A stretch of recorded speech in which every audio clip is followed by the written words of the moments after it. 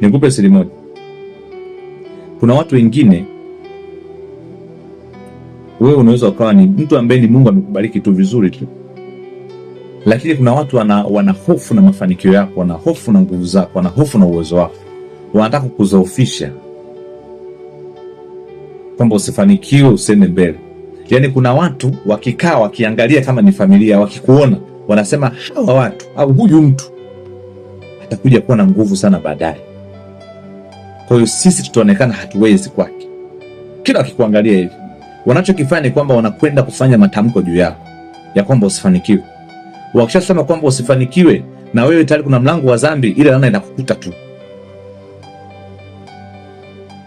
Kwa kila wakati atupasa kuwa wasafi, kwa lugha nyepesi.